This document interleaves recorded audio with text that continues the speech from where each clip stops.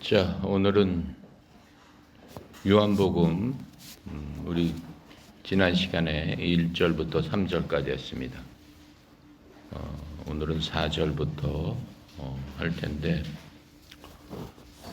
잠깐 요한복음 1절부터 3절 복습하고 그러고 시작하도록 하겠습니다. 이제 신약 성경 책을 펴게 보면은 마태, 마가, 누가, 그 다음에 요한복음 이렇게 나옵니다. 요한복음이라고 나오는데, 마태, 마가, 누가, 요한, 그러니까 다 사람 이름이죠. 네, 사람 이름 맞습니다. 그 제목에 나와 있는 대로 그분들이 하나님의 말씀을 하나님께서 주시는 영감을 받아서 그대로 기록한 겁니다. 근데 마태, 마가, 누가하고 요한복음은 조금 틀리다고 그랬어요. 마태, 마가, 누가 복음을 보면은 예수님께서 이제 이 땅에 오셔서 이 땅에서 사람이시면서 하나님이신 예수님이 오신 거죠. 그래서 이 땅에 태어나면서부터 돌아가실 때까지 여러 가지 사건들을 이렇게 기록하고 있는 것을 볼 수 있어요. 근데 그렇게 볼 수 있는 거는 마태복음, 마가복음, 누가복음에서 이제 볼 수 있어요. 그래서 예수님께서 이 땅에 오셔서 많은 기적을 일으키셨고, 그 다음에 또 많은 일들을 사람들하고 같이 사시면서 그때마다 보여주신 거예요. 그러니까는 하나님이시지만 우리처럼 육신을 갖고 우리처럼 똑같이 생각하고 느끼고 하면서 이 땅에서 사시면서 그때 사람이 경험하는 많은 것들을 함께 경험하시면서 그러한 경험을 통해서 우리한테 보여주셨어요. 하나님이 인간을 어떻게 생각하시는가를 보여주셨어요. 또 하나님이신 예수님께서 인간으로 오셔서 인간은 어떻게 살아야 된다라고 하는 것들을 우리한테 알려주셨어요. 그런데 요한복음은 조금 틀립니다. 요한복음은 하나님이신 예수님의 신성, 왜 사람이신 예수님이 하나님이신가라고 하는 것들을 바로 말씀해 주고 계세요. 그러면서 요한복음에서 제일 중요한 거는 지금 우리가 공부하려고 하는 요한복음 1장이에요. 1장부터 18절까지가 1절부터 18절까지가 굉장히 중요한데 이것을 여러분들이 잘 깨달아 알게 되면은 신학 전체에 대해서 어떠한 목사님이나 신학자들보다도 더 많이 알 수 있는 그런 내용이 18절 안에 써 있어요. 어떻게 생각하면은 어렵다라고 볼 수도 있지만은 그건 어려운 게 아닙니다. 그건 당연한 거고 그렇게 여태까지 깨닫지 못했다라고 하는 게 이상한 거예요. 자, 그래서 요한복음은 1절부터 3절까지 보면은 굉장히 위대하신 말씀이 나와요. 1절 한번 같이 읽어봅시다. 시작.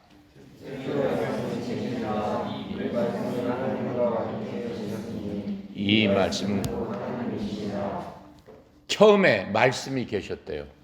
태초에 영어로 보면은 in the beginning was the word 이렇게 써 있어요. in the beginning이 처음이잖아요. was는 과거형이잖아. the word. the word는 대문자로 써 있어요. the word가 뭐예요? 말. 그렇죠? 말하는 게 word잖아. 처음에 말이 있었다라고 얘기했어요. 그렇게 하고 이 말씀이 곧 하나님과 함께 계셨으니 라고 하면서 영어로 보면은 the word with God 이렇게 써 있어요. 말씀이 God, G-O-D 하나님과 같이 있었다라고 써 있어요. And the word was God 이렇게 써 있어요. 근데 그 말씀은 바로 하나님이었더라 이렇게 써 있어요. 말씀이라는 게 뭐라고 얘기했어요? 말하는 거. 내가 지금 얘기하는 게 말이에요. 말은 뭐야? 단어를 합해서 얘기를 하면 그게 말이 되는 거예요. 그렇죠? 그래서 여러분들 그 말이라는 건 굉장히 중요한 건데 그럼 그 말이라는 게 도대체 어떻게 생긴 거냐? 그거는 애당초에 있었다라고 하는 거예요. In the beginning 처음부터 있었다라고 하나님은 말씀하고 계세요. 그럼 in the beginning 그 처음이 언제 처음이라고 그랬어요? 인간의 역사는 6,000년이라고 그랬어요. 인간의 역사는. 그러니까는 6,000년 전에 지금으로부터 6,000년 전에 세상 만물을 만들어졌다라고 얘기한 거예요. 6,000년 전에 세상 만물을 만들어졌는데 그럼 6,000년 그 전에는 무엇이 있었느냐? 더 월드가 있었다라고 하는 거예요. 말씀이 계셨다라고 하는 거예요. 누구랑? 가드가 있었다라고 하는 거예요. 하나님이 계셨다라고 하는 거예요. 그런데 그 더 워드는 하나님이셨다라고 얘기하면서 하나님하고 같이 계신 하나님이셨다라고 얘기하는 거예요. 그렇다면 그게 무슨 얘기야? 가시 여러분이다라고 하는 거야. 한 사람이 아니다라고 하는 거야. 한 분이 아니다라고 하는 거야. 인격체가 여러 인격체가 있었는데 그 중에 한 분이 더 워드 말씀이셨다라고 얘기하는 거예요. 자, 그래서 요한복음 1절은 굉장히 중요한 거예요. 그러니까는 여태까지 우리가 전혀 생각하고 상상하지 못했던 얘기를 바로 요한복음에서는 시작하자마자 말씀을 딱 그렇게 해주시는 거예요. 그러시면서 그가 태초에 하나님과 함께 계셨고 태초에 in the beginning이라고 얘기하는 거예요. 태초에. 근데 그 태초가 어디에 시작이다? 태초가 여기라면 여기서부터 시작해서 끝이라면 여기서 끝이다? 이렇게 생각하면 안 되는 거예요. 성경에서 태초라고 하는 거는 우리는 알 수가 없어요. 영원한 과거, 영원한 과거다라고 얘기하는 거예요. 영원한 과거, 그러니까 끝이 없는 과거의 말씀이 계셨다라고 하는 거예요. 우리 생각으로는 그 끝이 없는 과거의 맨 끝이, 맨 시작이 어디냐? 우리의 생각으로는 그걸 알 수가 없어요. 그래서 하나님께서는 영원 전부터 영원히 계시는 그러한 분이다라고 성경은 우리한테 알려주고 있는 거예요. 그런데 우리가 알고 있는 거는 영원한 과거에 계시던 그 하나님께서 지금으로부터 6,000년 전인 이때에 우리를 만드셨다라고 하는 거예요. 우리 인간을 만드셨다라고 하는 거예요. 그 시점은 영원한 과거에서 흘러오다가 약 6,000년 전에 세상과 우리를 만드셨구나라고 하는 것을 우리한테 알려주셨기 때문에 우리가 알 수 있는데 영원한 과거 그 전에 6,000년 전에 누가 계셨느냐? 말씀하고 하나님하고 성령님하고 세 분이서 계셨더라라고 하는 거예요. 그 세 분이서 계셨는데 그 분을 한 하나님이다라고 얘기하시는 거예요. 한 하나님이다. 하나님은 하나인데 하나님을 이렇게 살펴보니까 그 안에 세 분의 인격체가 있더라라고 하는 거예요. 하나는 The Word 말씀이고 하나는 The God이고 하나는 Holy Spirit이다 이렇게 얘기하는 거예요. 그래서 세 분이서 합해서 한 하나님이 되셨는데 그러면 세 분 중에 누가 제일 높으냐? 그런 건 없다라고 하는 거예요.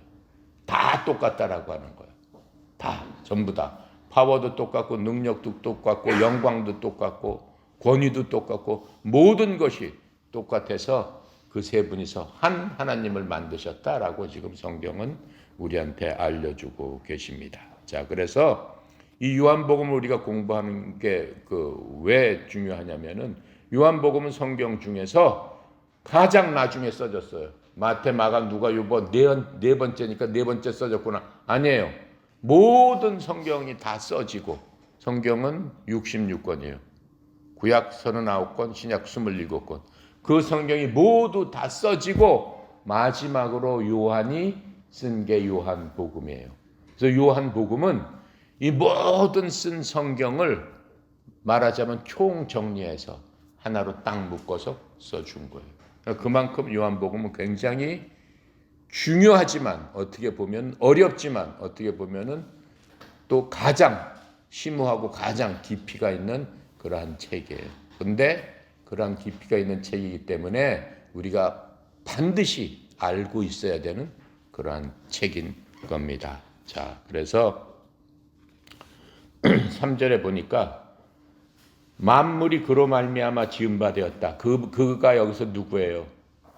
the word, 말씀으로 말미암아 지은 바 되었으며 지은 것이 하나도 말씀 없이는 된 것이 없느니라 이렇게 얘기하고 있어요. 창세기 1장 1절에 보면 뭐라고 써 있어요?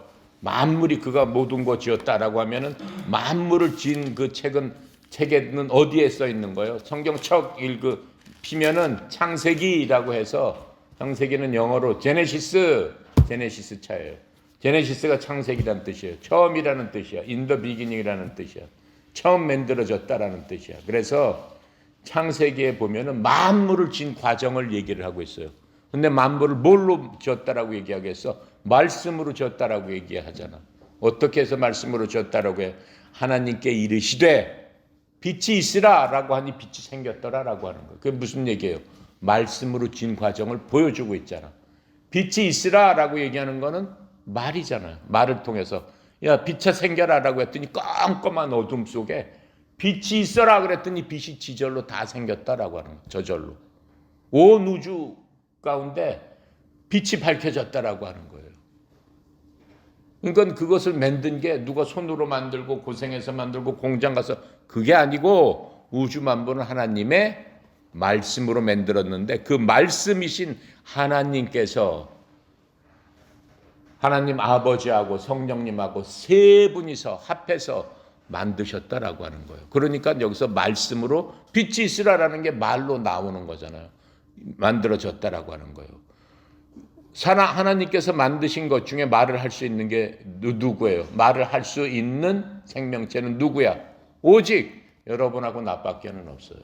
인간밖에는 없어요. 하나님께서 만든 것 중에 말을 할 수 있는 게 있어요? 동물이 말을 해? 무슨 식물이 말을 해? 물고기가 말을 해? 없어요. 우리만 말을 하는 거야. 그러니까 우리는 누구 닮은 거야? 하나님 닮았잖아요. 하나님은 인간을 만들기 처음부터 말씀이 있어라라고 하면서 말을 하셨던 분이다라고 얘기하는 거예요.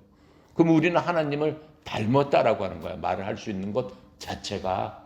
그러면서 하나님께서 여섯째 날 우리를 만드시면서 우리를 만드실 적에 어떻게 만드셨다고 그랬어요? 우리의 형상으로 사람이라는 것을 만들자라고 해서 하나님의 형상 비슷하게 만들어 주셨다라고 하는 거예요. 형상이라는 거는 우리의 눈, 코, 입, 귀 그런 걸 얘기하는 게 아니에요. 우리가 갖고 있는 인격적인 것. 우리가 말도 할 수 있고 생각할 수 있고 우리 스스로 결정도 할 수 있고 그런 것들을 하나님 닮게 하나님께서 만들어 주셨다라고 하는 거예요.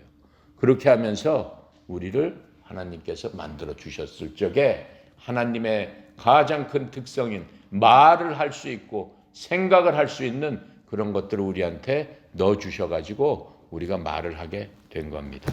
그래서 그 얘기를 하고 있는 거예요. 그래서 만물이 그로 말미암아 지은 바 됐다라고 얘기하고 있어요. 그러니까 만물이 말씀으로 말미암아 지은 바 됐다라고 얘기하고 있는 거예요. 근데 그 말씀이 누구냐라고 얘기하는 거예요. 말씀이 성경은. 말씀은 누구라고 얘기했어요? 말씀은. 요 14절부터 한번 볼게요. 말씀이. 그럼 과연 말씀이라는 게 참 어려운 얘기인데 그렇다면 그 말씀이 도대체 누구를 가리키는 건가? 14절 한번 읽어보세요. 시작. 말씀이 육신이 되어 우리 가운데 거하심에 우리가 그 영광을 보니 하나님의 독생자의 영광이요 은혜가 진리가 충만하더라. 누군 것 같아요? 그렇죠. 말씀이 육신이 돼서 우리 가운데 거하심에 요한 사도가 이거를 졌는데 요한이가 졌으니까 말씀이 육신이 돼서 그 말씀 처음에 우주 만물을 말씀으로 지은 그 말씀이 어느 시점이 돼서 우리 가운데 거하셨다라고 하는 거야. 뭘로 돼서? 육신이 돼서. 육신은 뭐야? 사람으로 돼서 거했다라고 하는 거예요. 말씀으로 만물을 만드시고 사람을 만드신 그 분이 또 말씀으로 어떻게 우리 속으로 오셔서 우리랑 같이 살고 있었다라고 하는 거예요. 요한 시대 때 살고 있었다라고 하는 거예요. 지금은 예수님이 우리 속에 살고 계세요? 육체적으로? 안 살고 계시잖아. 요한은 그 육체적으로 오신 하나님을 봤단 말이야. 요한뿐만 아니라 그 시대 많은 사람들이 하나님을 눈으로 봤다라고 하는 거예요. 그 중에 어떤 사람은 하나님을 만져보기도 했다라고 하는 거예요. 악수도 했다라고 하는 거예요. 같이 밥도 먹어봤다라고 하는 거예요. 같이 울기도 하고 같이 웃기도 하고 같이 배고파 보기도 하고 같이 힘들어 보기도 했다라고 하는 거예요. 하나님하고 같이 그랬다라고 지금 요한이 얘기가 하고 있는 거예요. 근데 그분이 사람으로 왔는데 그 사람이 누구였다? 그 사람 이름은 뭐였다? 예수님이었다. 그 사람 이름은 예수예요. 사람 이름으로 예수. 어떻게 엄마 아버지가 아들을 낳았는데 사람으로 왔으니까 어떻게 낳았겠어? 사람의 아들로 왔기 때문에 엄마 아버지가 이름을 져줘야 되잖아. 이름을 예수 이렇게 졌다란 말이에요. 그렇죠? 예수라고 졌단 말이에요. 바로 그 예수님이 우리와 같이 육신으로 같이 있었다라고 지금 얘기를 하고 있는 거예요. 그게 1절, 2절, 3절의 얘기예요. 1절, 2절, 3절만 우리가 확실히 믿고 확실히 이해를 해도 하나님은 어떠신 분이구나, 예수님은 어떠신 분이구나, 예수님의 말씀이 무엇이구나, 성경의 말씀이 바로 하나님이었네 라고 하는 것을 알 수 있는 거예요. 그러니까 우리는 그 말씀이 하나님이시니까 여러분 성경책이 그냥 이거 뭐 2만 원 주고 사는 거지만은 엄청난 거예요. 이게 바로 하나님이시구나, 이 안에 글자로 말씀이 돼서 글자로 새겨져 있구나, 그걸 알 수 있는 거예요. 그럼 하나님 만나야 되겠다. 성경을 읽으면 하나님을 만날 수밖에 없는 거예요. 예수님을 만날 수밖에 없는 거예요. 아시겠습니까? 그래서 성경은 많이 읽어야 되고 성경은 그래서 귀중한 거예요. 그래서 더 이상 그 하나님께서 말씀으로 육신이 오실 뿐만 아니라 우리한테는 성경이라는 하나님의 말씀으로, 말씀이 형상화된 게 글자란 말이에요. 형상화된 게 책이란 말이에요. 예전에는 하나님께서 육체로 같이 계셨지만 이제는 하나님께서 뭘로 같이 계신다? 성경이라는 책으로 우리랑 같이 계신다라고 우리는 지금 말할 수 있는 거예요. 그러니까는 그 예전에는 육체 속에서 제자들하고 같이 있었지만 이제는 성경책으로서 제자인 우들과 같이 계신다라고 성경은 말씀해주고 계시는 겁니다. 자, 4절부터 해볼게요. 요한복음 4절 같이 읽읍시다. 시작.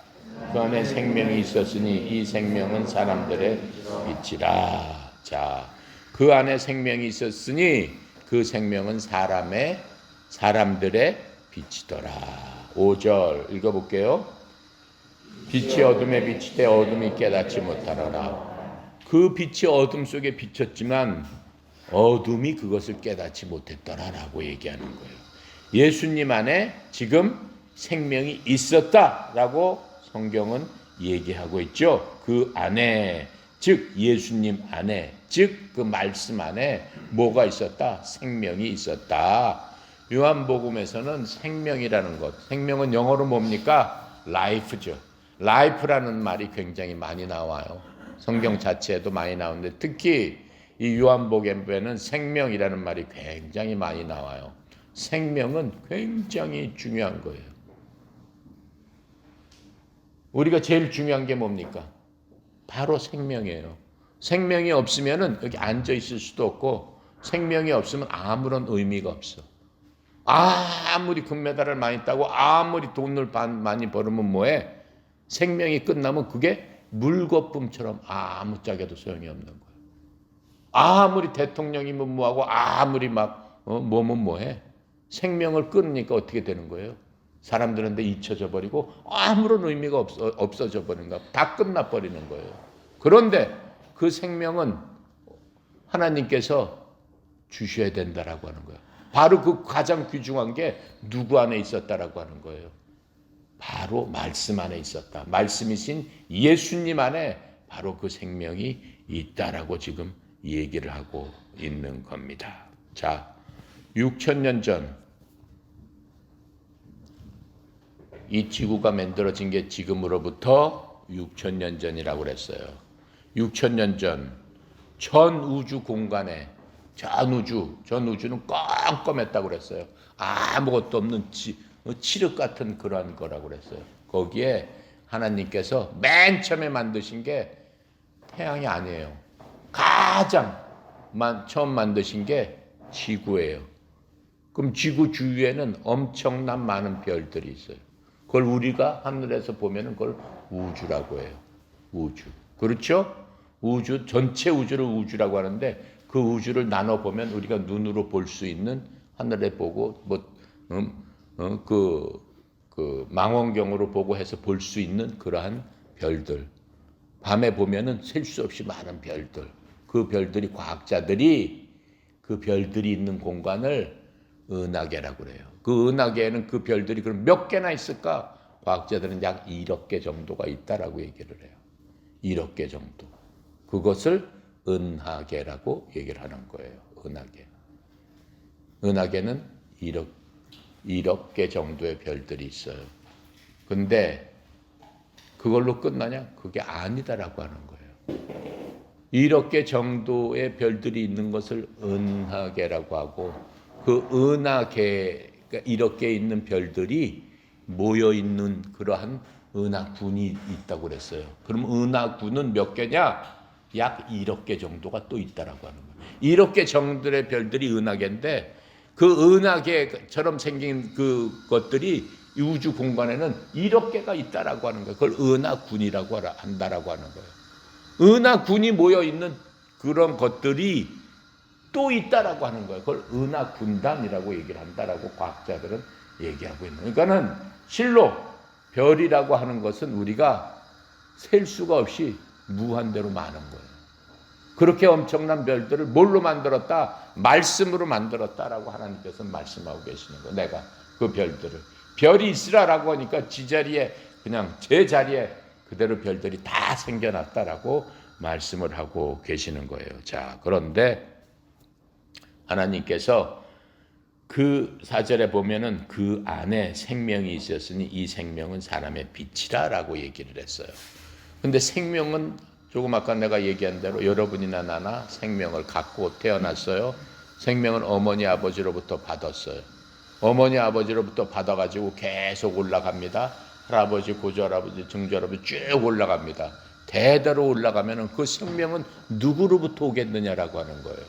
과연 우리가 갖고 있는 생명의 근원은 누구로부터 왔을까?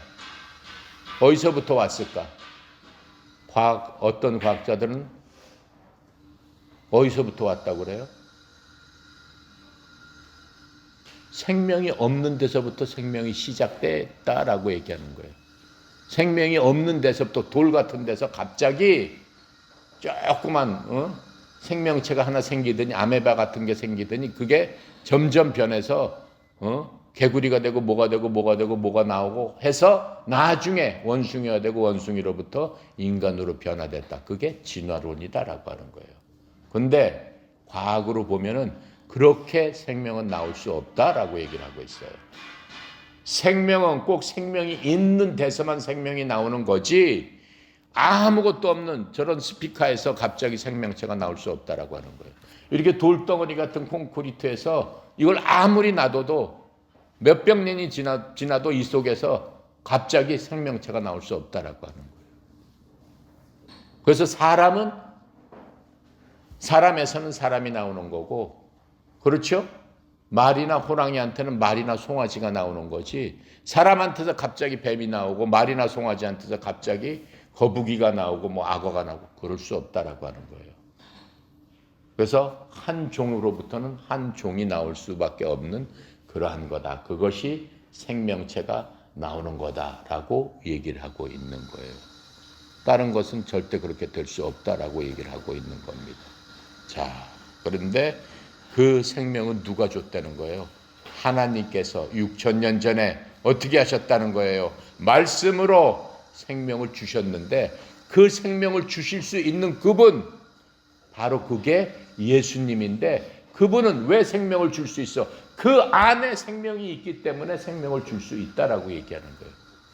그 말씀 안에 생명이 있기 때문에 그 생명을 줄 수가 있어서 모든 생명체를 말씀으로 만들으셨다라고 지금 4절에서 그렇게 얘기하고 있는 겁니다. 자, 5절 볼게요.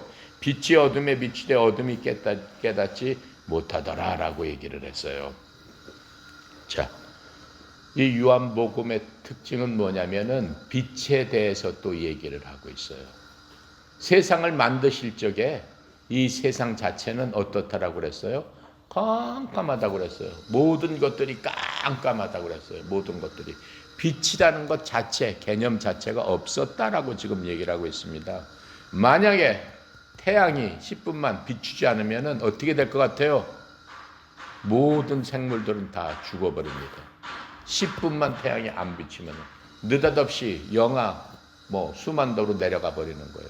빛이 없으면 한꺼번에 다 얼어버려서 모든 생명은 호흡이 다 끊어지는 거예요. 동물, 식물, 사람 할 거 없이. 근데 하나님께서 그래서 처음에 빛을 만드신 거예요. 빛. 빛이라는 게 얼마나 위대한지 아세요? 내가 예를 하나 들어볼게요. 2차 세계대전 중에 독일군하고 영국하고 싸울 적에 런던에 빛이 하나도 없었어요. 런던 시내. 전기가 다 끊어져서 빛이 하나도 없었어요. 근데 어떤 사람이 성냥불을 하나 켰는데 지상 30km 위에서 날아가던 비행기에서 성냥불 빛 하나를 발견한 거예요. 빛의 위력은 그만큼 센 거예요. 그리고 모든 어둠은 빛이 들어오기 시작하면은 어둠이 그 자리에 있어요, 없어요? 바로 물러가는 거예요. 여러분 밤에 집에 들어갔을 적에 캄캄하죠? 전기를 안 켜면은. 그렇죠? 라이트를 밝히지 않으면. 근데 스위치 하나 딱 올리면은 바로 그 어둠이 어떻게 돼버려요? 순식간에 물러나 버린다라고 하는 거예요. 예수님은 바로 그 빛이시다라고 얘기하는 거예요. 자, 그래서 이 세상은 어떤 거예요? 빛과 어둠의 대결이에요. 빛과 어둠이 항상 대결하고 싸우고 있는 거예요. 그러니까는 하나님을 대적하는 자들을 어둠의 세력이라고 하는 거예요. 어둠의 자식들이라고 하는 거예요. 하나님은 빛이시기 때문에 그 빛이 들어갔을 적에 어둠은 물러갈 수밖에 없는 것이다 라고 하는 것들을 우리가 알 수 있습니다. 하나님은 빛이시다. 그 말씀이 어디서 나와요? 요한 1서 1장 5절에 나와 있어요. 내가 한번 읽어볼게요. 요한 1서 1장 5절에 보니까 우리가 그에게서 듣고 너희에게 전하는 소식은 이것이니 곧 하나님은 빛이시라. 그에게는 어둠이 조금도 없으시다는 것이니라. 이렇게 말씀하고 있는 거예요. 하나님은 빛이시기 때문에 어둠을 이기고 어둠을 물리칠 수 있는 유일한 분이십니다. 라고 성경은 우리한테 알려주고 계시는 것을 우리가 볼 수 있습니다. 자, 그런데 우리 인간한테는 꼭 필수적인 게 있어요. 그게 없으면 죽을 수밖에 없어요, 사람은. 첫 번째 뭐예요? 빛이에요. 아까 내가 얘기한 대로. 빛이 없으면은 다 죽어요. 얼어서 죽고, 꼼꼼한 데서 죽어버리게 돼 있어요. 두 번째, 우리가 매일매일 마시는 뭐가 있어요? 공기가 있어요. 그렇죠? 또 매일매일 먹는 무엇이 있어요? 물이 있어요. 그 다음에 매일매일 여러분이 먹어야 되는 게 뭐가 있어요? 빵이 있어요. 밥이 있어요. 그 네 가지가 없으면 사람은 죽을 수밖에 없는 거예요. 근데 예수님께서는 그 네 가지를 우리한테 채워주시는 분이다라고 하는 거예요. 성경에서는 그 네 가지를 어떻게 채워주신다고 그래서요? 예수님께서는 나는 무엇이다? 생명의 빛이다. 일단 우리가 금방 얘기했죠. 그 안에 생명이 있으니 이 생명은 사람들의 빛이니라 라고 얘기를 하고 있는 거예요. 왜 생명의 빛이라고 그래요? 우리가 이 땅을 살고 가다가 사람마다 이 땅에 어느 정도 살다가는 다른 곳으로 가야 되는 거예요. 그러니까 사람의 일생이라는 게 사람마다 다 틀리지만 어떤 사람은 빨리 죽을 수도 있고 어떤 사람은 조금 더 오래 살 수도 있고 그게 사람이에요. 그런데 그 조금 이 땅에서 살다가 죽으면 그걸로서 끝나나? 그게 아니에요. 이 땅에 살다 죽으면은 두 군데 중에 한 군데를 가는데 하나는 어둠 속으로 가느냐 하나는 빛으로 걸어가느냐라고 하는 거예요. 어둠과 빛 두 군데 중에서 한 군데를 본인이 결정하는 거예요. 그렇죠? 그런데 하나님께서는 뭐라고 그래?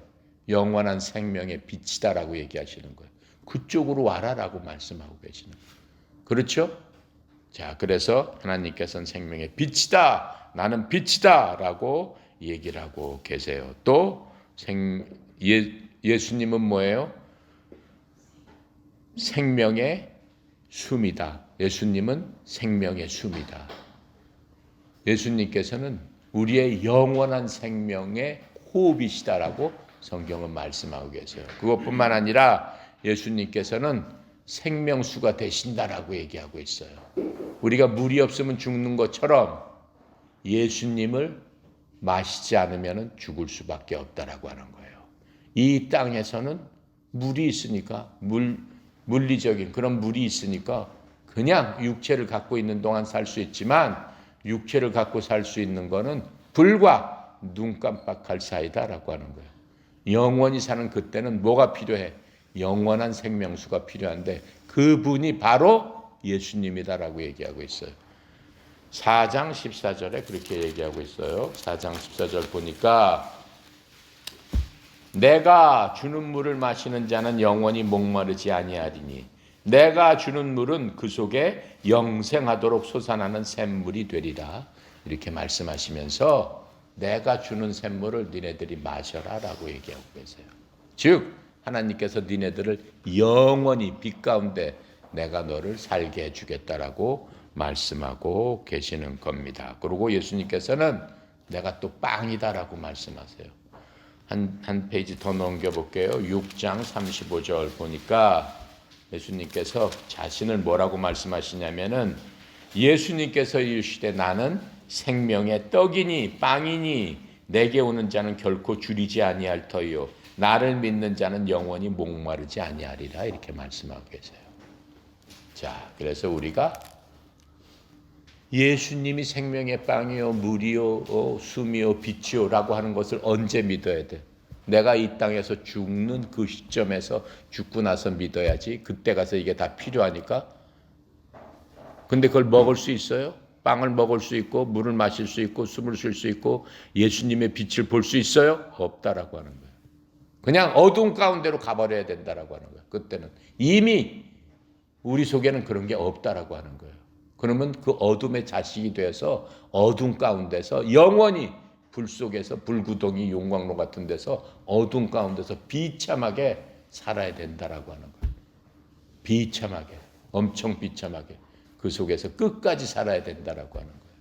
그런데 우리가 이렇게 하나님의 말씀을 듣고 읽고 하나님의 말씀을 내 것으로 어떻게 해야 된다라고 그랬어요? 받아들여야 된다라고 그랬어요. 받아들여야 된다라고 그랬어요. 받아들여야 된다. 말씀이 여러분의 귀 속에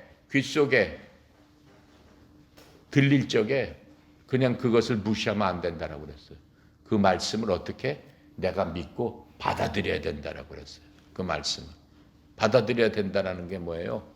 여러분이 인격적으로 그렇지 내가 이 말씀대로 살고 말씀대로 믿고 말씀대로 행했을 적에 내가 갈 곳은 확실히 그곳입니다. 말씀이 인도 이렇게 얘기했으니까 나는 확실히 그것으로 갈 것입니다. 라고 하는 믿음을 가졌을 적에 여러분들은 그대로 그 길을 갈 수 있다라고 성경은 얘기해 주고 계시는 것을 우리가 알 수 있습니다. 자, 그렇다면은 하나님의 빛에 대해서 조금만 더 볼게요.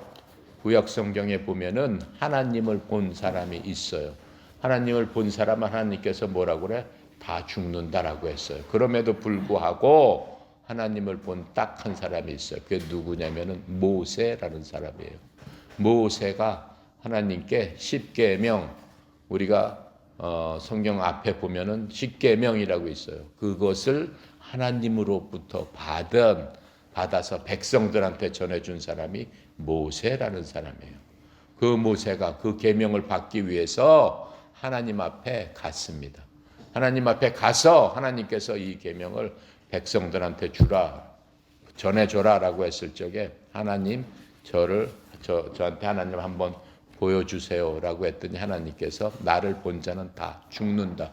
그러시면서 그래도 내가 한번 너를 보여주마라고 하면서 모세를 큰 바위 틈 사이에 집어넣었어요. 하나님께서 집어넣고 바위 틈이니까는 큰 바위 틈, 그 사이에 뭐 요만한 뭐 조그만 구멍이 있었겠죠.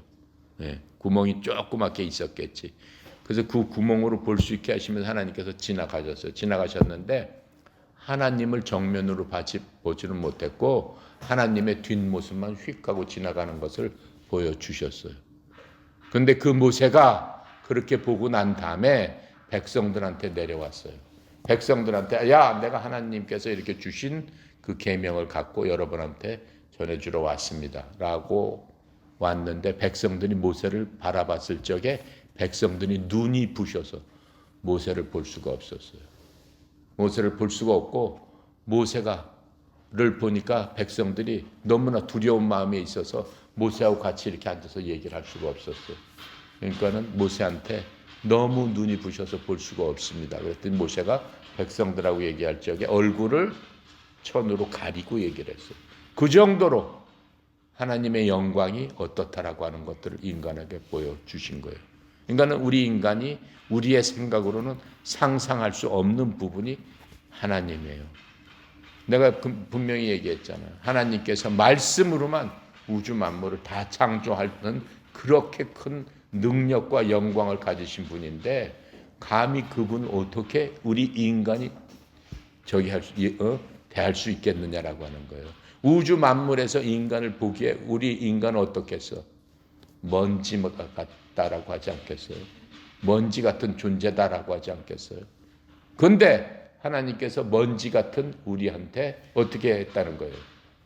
우리 속으로 오셔서 우리랑 같이 사셨다라고 하는 것들을 지금 얘기해 주고 계시는 겁니다. 그래서 예수님은 정말로 참 빛이십니다라고 우리가 얘기할 수 있는 겁니다. 자, 그렇게 해서 하나님께서 맨 처음부터 창세기에 보면은 창세기 1장 3절에 보면은 빛이 있으라 하시며 온 우주가 빛으로 차게 됐다라고 하는 겁니다. 자, 그래서 지금 보면은 어때요? 빛은 영적인 면에서 하나님과 대적하는 모든 것들을 물리칠 수 있는 유일한 거예요. 어둠을 물리칠 수 있는 유일한 게 뭐겠어요? 깜깜하고 어두운데 여러분이 뭘로 물리칠 수 있겠어?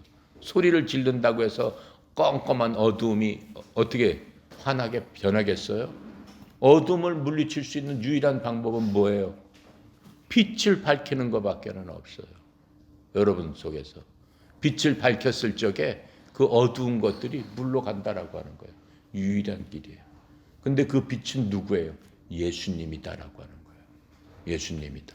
그럼 여러분 마음속에 지금 갖고 있는 어두운 생각들이 사람은 다 있어요. 누구나. 여러분 지금 마음속에 가만히 생각을 해봐. 내가 갖고 있는 어두운 게 뭔가 생각을 해봐. 내가 빛 가운데 살지 못하고 내가 정의롭고 의롭고 올바르게 살지 못하고 내 스스로 내 양심의 빛으로 비췄을 적에 내 양심에 어긋나는 것들은 내 속에 있는 어두움이다라고 얘기하는 거예요. 하나님께서는 빛이시기 때문에 인간들한테 준 게 무엇이에요? 양심의 빛이다라고 얘기하는 거예요. 양심에 비췄을 적에 여러분 나이에 맞게, 여러분 생각에 맞게, 여러분 처지와 환경과 맞게, 여러분 부모님의 말씀에 따라서 내가 올바로 걸었느냐. 여러분 양심에 비췄을 적에 내가 진짜 올바르게 걸었다. 내 목표와 내 이상과 내 꿈을 향해서 올바로 걷는 길이 그게 빛인데 그거하고 반대되는 어두운 게 있었느냐라고 생각을 해보자라고 하는 거예요. 뭘로 비춰서 할 수 있어요? 양심이라는 것을 비춰서 알 수 있다라고 하는 거예요. 그래서 하나님께서는 사람들의 어두움을 다 보신다라고 하는 거예요. 근데 내 양심의 어두움을 몰아내야지만 내 양심이 밝게 빛나는 건데 그 양심의 빛을 비출 수 있는 유일한 길은 뭐냐? 예수님의 빛을 내가 갖다가 비추는 수밖에 없다라고 하는 거예요. 그렇죠? 예수님의 빛은 어디 있어요? 하나님을 믿음으로 말미암아 그 빛이 내 속에 들어오게 해야 되는데 하나님께서는 하나님의 형상으로 사람을 만드시고 사람을 가장 이뻐하셨어요. 사람을 가장 좋아하셨어요. 사람을 가장 사랑해 주셨어요. 그러니까 사람 속에 맨 처음에 하나님께서 만드신 그 사람은 마음속에 전혀 어두운 빛이 없었다라고 하는 거예요. 그런데 우리 속에 계속 어두운 빛을, 우리 속에 빛을 없애고 양심의 빛을 죽이고 어둡게 하는 세력들이 있다라고 하는 거예요. 그게 뭐예요? 하나님을 대적하는 마귀다라고 하는 거예요. 거기에 의해서 이 땅에 살면서 우리 자신이 자꾸 어두워질 적에 우리 속에 빛을 비출 수 있는 유일한 길, 예수님 앞에 나가서 그 빛을 받고 그 빛을 통해서 우리 자신을 비출 적에 우리 속에서 어두움은 물러가고 우리는 승리할 수 있다라고 얘기하는 겁니다. 그게 우리가 갖고 있는 능력이에요. 하나님의 자녀되고 하나님을 믿는 사람의 파워다라고 얘기하는 거예요. 그렇죠? 여러분, 배터리가 나가면 충전시키는 거잖아. 그렇죠? 핸드폰이 다 나가버리면 충전시켜야 돼. 어디다 충전시켜요? 파워에다 충전을 시키잖아요. 우리 사람도 마찬가지다라고 하는 거예요. 사람도. 내가 자꾸 어두워졌을 적에 어디로 나가야 되는 거예요? 예수님 앞에 나가서 나를 예수님한테 어떻게 해야 되는 거예요? 코드를 맞춰서 예수님한테 꼽아야 되는 거야. 그랬을 적에 우리가 파워로, 빛으로 내 속에서 가득 차게 되는 거예요. 가득 차게 되는 거예요. 그건 내가 밝아질 뿐만 아니라 내 주위에 있는 나랑 같이 함께하는 사람한테도 뭘 비춰줄 수 있다라고 하는 거예요.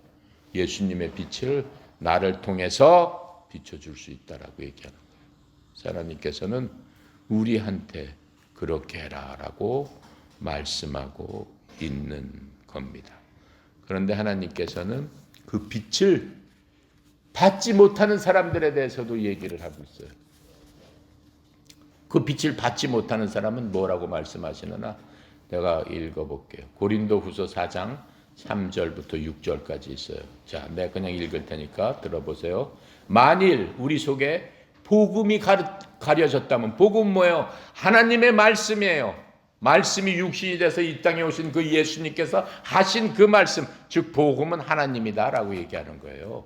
복음이 가려졌다면, 예수님의 말씀이 가려졌다면, 예수님의 말씀을 들어도 믿지 않는다면 어떻게 된다는 거예요? 그것은 잃어버린 자들에게 가려졌느니라. 하나님한테서, 하나님께서 사람을 다 만들었지만 하나님이 잃어버렸다라고 얘기를 해버린 거예요.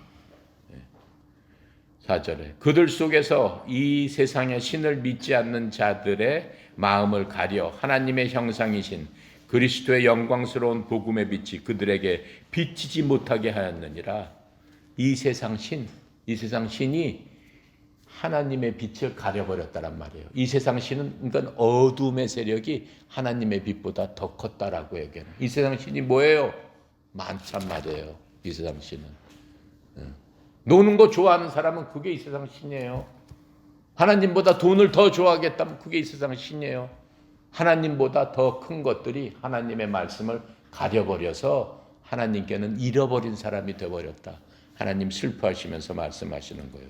5절에 우리는 우리 자신을 선포하지 아니하되 오직 주 되신 그리스도 예수님과 또 예수님으로 인하여 너희의 종된 우리 자신을 선포하노니 빛에게 명령하사 어둠 속에서 빛을 비추게 하신 하나님께서 우리 마음의 빛을 비추사 예수 그리스도의 얼굴에 있는 하나님의 영광을 아는 빛을 주셨느니라 라고 말씀하시면서 빛 가운데로 예수님을 받아들이면서 나가는 그러한 자들이 돼야 되지 않겠느냐라고 얘기를 하고 있는 겁니다. 그래서 이 빛이 오면은 깨닫고 돌아서는 사람이 있고 아무리 오래 빛을 비추어도 그 빛을 거부하는 사람들이 있다라고 성경은 말씀하고 계세요. 근데 이 결과 그렇게 거부하게 되면 그 사람들은 어떻게 된다고 그랬어요? 정죄를 받는다. 어떤 정죄를 받는가? 요한복음 3장 18절부터 21절에서 한 장 넘겨서 읽어볼게요. 18절부터 22절까지 다 같이 읽어볼게요. 그를 믿는 자는 심판을 받지 아니하는 것이요 믿지 아니하는 자는 하나님의 독생자의 이름을 믿지 아니하므로 벌써 심판을 받은 것이니라. 그 정죄는 이것이니 곧 빛이 세상에 있을 때 사람들이 자기 행위가 악함으로 빛보다 어두움을 더 사랑한 것이니라. 악을 행하는 자마다 빛을 미워하여 빛으로 오지 아니하나니 이는 그 행위가 드러날까 함이라. 진리를 따르는 자는 빛으로 오나니 이는 행위가 하나님 안에서 행한 것임을 나타내려 함이니라. 라고 하면서 믿지 않는 자들은 이렇게 정죄를 받는다라고 얘기를 하고 있어요. 그래서 스스로 어떻게 된다는 거예요? 심판을 받는다라고 얘기를 하고 있습니다. 자, 그렇게 하고 이런 사람들을 가리켜 양심의 화인을 맞은 사람이다라고 얘기했어요. 여러분 주홍글 씨라는 저기가 있어요. 그 소설책에 있어요. 우리 주인공이 그에 대해서 나온 그런 것과 비슷한 얘기인데, 자 디모데전서 4장 2절에 보면은 뭐라고 써 있냐면은 이들은 위선으로 거짓말하며 자기 양심을 뜨거운 인두로 지진 자들이니라. 빛을 거부하는 사람은 자기 양심의 뜨거운 인두로 지진 자들과 같다라고 얘기했어요. 즉 양심에 화인 맞은 자들이라. 그러니까 아무리 하나님의 말씀이 들어가도 전혀 무감각하다라고 하는 거예요. 양심이 인두로 지어졌으니까 감각이 있겠어요? 없지. 예, 무슨 얘기를 해도 감각이 없는 거예요. 그냥. 자, 9절 한번 볼게요.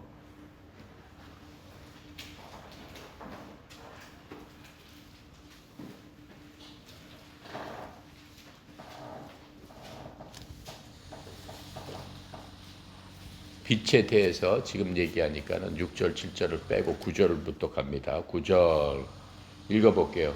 참빛 곧 세상에 와서 각 사람에게 비추는 빛이 있었나니 9절만 할게요. 그 참빛이 세상에 들어오는 모든 사람들에게 비쳤다라고 얘기를 하고 있습니다.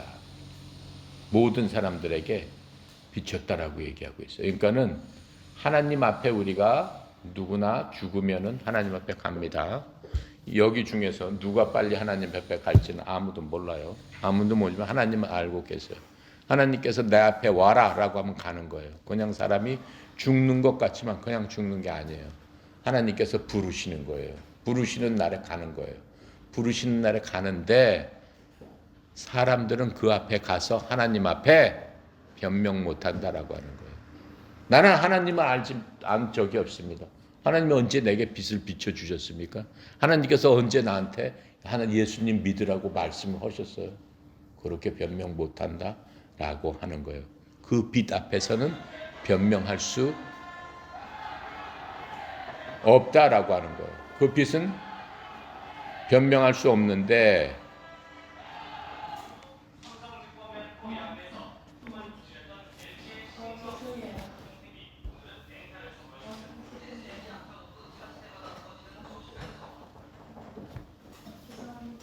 왜 변명할 수 없다고 그랬어요? 9절에 그렇게 나와 있잖아요.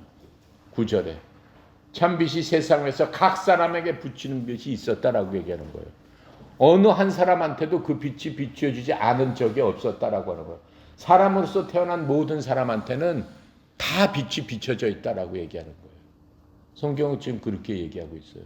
하나님께서는 공의로운 하나님이시기 때문에 없는 것을 막 있다고 해가지고 그 사람을 판단하지 않는다라고 하는 거예요.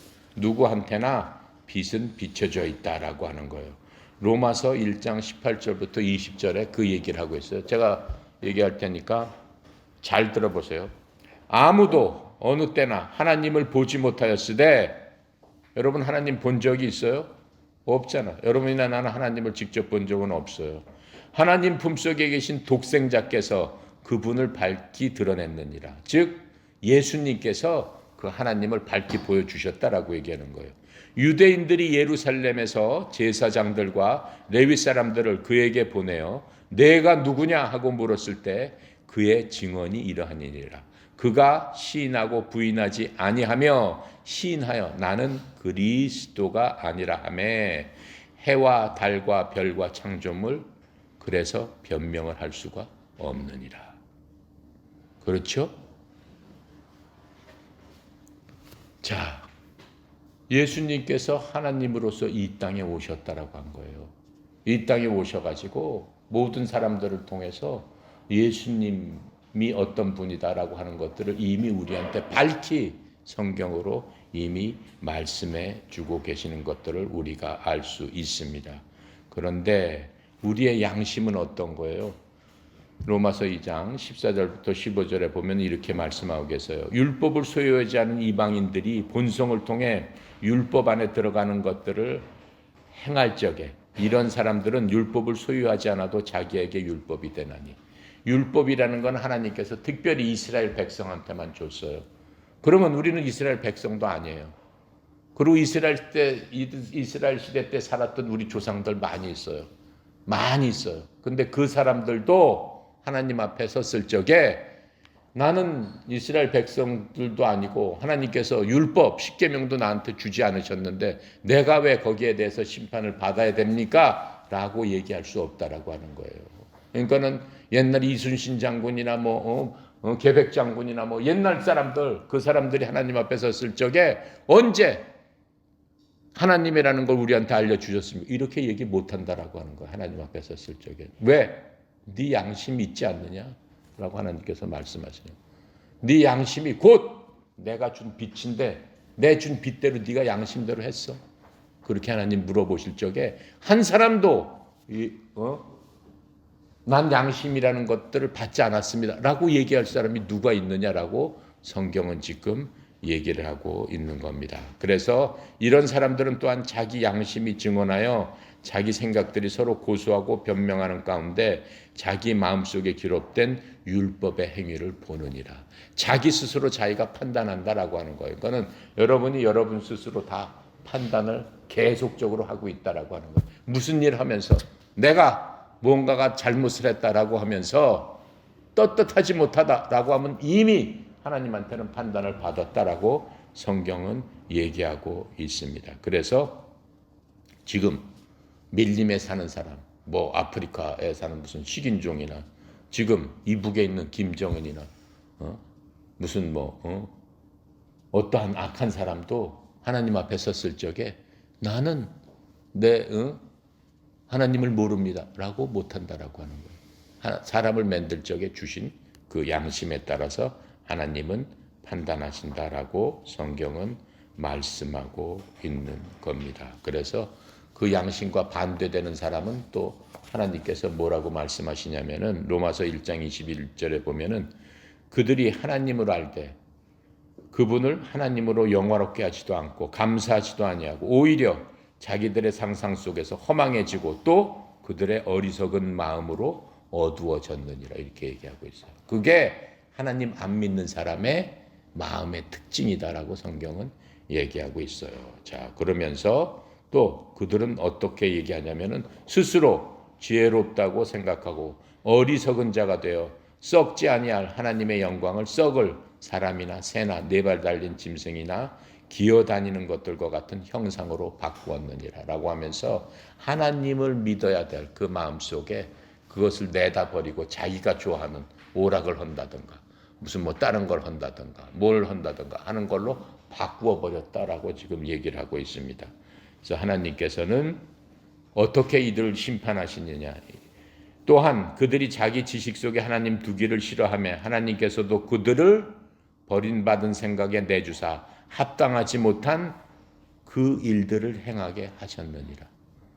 그러니까는 하나님께서 빛을 계속 발했는데도 하나님께 돌아오지 않는 자에게는 하나님께서 내버린다라고 그랬어요. 그냥 네 하고 싶은 대로 해라 라고 버림받은 생각에 내버려둬서 마귀의 자식이 되게끔 하나님은 해주신다라고 했습니다. 그러시면서 하나님께서 또 뭐라고 얘기하시냐면은 그들이 이런 일들을 행하는 자들은 죽어야 마땅하다는 하나님의 심판을 알고도 같은 일들을 행할 뿐만 아니라 그런 일들을 행하는 자들을 기뻐하느니라 라고 하면서 그러한 사람들은 어떻게 자기들끼리 서로 모여서 악한 일을 도모하면서 서로서로 격려해 주면서 서로서로 즐기면서 서로서로 죽음의 길로 가고 있다라고 얘기를 하고 있는 거예요.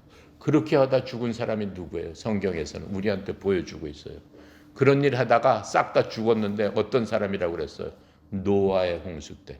이 땅의 수억 명이 서로 하나님 두기를 싫어하고 동성애를 하고 술 먹고 퍼 마시고 음란한 행동을 하고 놀기 좋아하고 하나님 섬기기를 거부하고 했다가 어떻게 해요?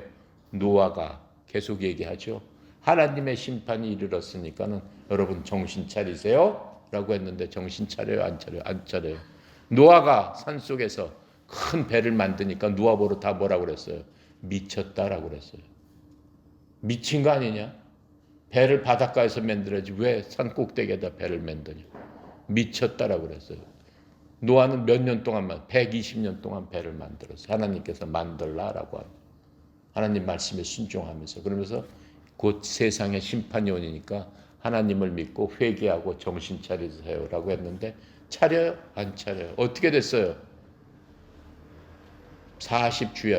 40주야로 하늘에서 궁창을 내려가지고 비가 쏟아지기 시작하니까 이 세상에 물에 잠겨서 이 세상의 수억 명은 다 물속에서 죽어버리고 그때 노아한테 달려가서 나 좀 살려달라고 그랬는데 이미 늦었어요. 배는 다 다치고 어떻게 됐어요? 노아 8식구만 간신히 살아가지고 하나님의 말씀대로 구원받는 그런 일들을 하나님께서 역사적으로 우리한테 설명을 해주시는 거예요. 하나님의 말씀을 그림으로서 딱 보여주기 시작한 겁니다. 자, 그러면서 6절부터 8절까지 같이 읽어볼게요. 하나님께로부터 보내심을 받은 사람이 있으니 그 이름은 요한이라. 그가 증언하러 왔으니 곧 빛에 대하여 증언하고 모든 사람이 자기로 말미암아 믿게 하려 함이라. 그는 이 빛이 아니요 이 빛에 대해서 증언하러 온 자라 라고 하면서 요한이 이제 딱 나타나는 것을 얘기하고 있습니다. 근데 그 요한은 이 성경책을 쓴 이 요한이 아닙니다. 그 요한은 세례자 요한이에요. 침례자 요한이에요. 요한은 예수님의 사춘이에요. 사춘인데 예수님보다 6개월 먼저 태어난 제사장의 아들로서 태어났어요. 그런데 그 요한은 굉장히 하나님을 잘 믿고 하나님께서 보내신 그러한 대언자 중에 하나예요. 그러면서 6개월 전에 와서 이 땅에 태어나서 뭐라고 그래? 여러분 구원자 예수님을 믿어야 됩니다. 곧 오실 그분을 믿지 않으면은 다 죽습니다. 노아 시대처럼 그렇게 선포하고 댕기는 거야. 나는 그분을 위해서 예비하러 그분의 갈 길을 예비하러 먼저 와서 여러분한테 얘기해 주는 그러한 사람입니다라고 하면서 자기의 그 일들을 자기의 온 목적을 얘기하면서 예수님이야말로 참 빛이십니다라고 얘기를 한 그 사람이 바로 요한이에요. 성경은 이 요한이 요한 오기 전에 구약에 어떠한 사람보다도 큰 인물이다라고 얘기를 해주고 있어요. 요한이 모세나 아브라함이나 무슨 다윗이나 이러한 사람들보다도 더 큰 인물이 바로 세례 요한이다라고 얘기를 하고 있어요. 왜 그래? 그 세례 요한은 직접 하나님을 본 사람이고 하나님을 예비하러 온 사람이잖아요. 얼마나 위대하고 큰 인물이에요. 다른 사람들은 다 뭐야? 하나님을 어떻게 직접 보진 못했죠. 그렇죠? 하나님의 그림자만 봤을 뿐이에요. 하나님의 말씀을 대언하러 그렇게 온 사람뿐이에요. 그런데 이 세례 요한은 직접 하나님을 만났고 어떻게?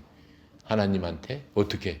인간으로 오신 분한테 본인이 요단강에서 세례도 주고 했던 그러한 인물이다라고 하는 겁니다. 자, 오늘은 여기까지 하겠습니다. 기도하고 마치겠습니다.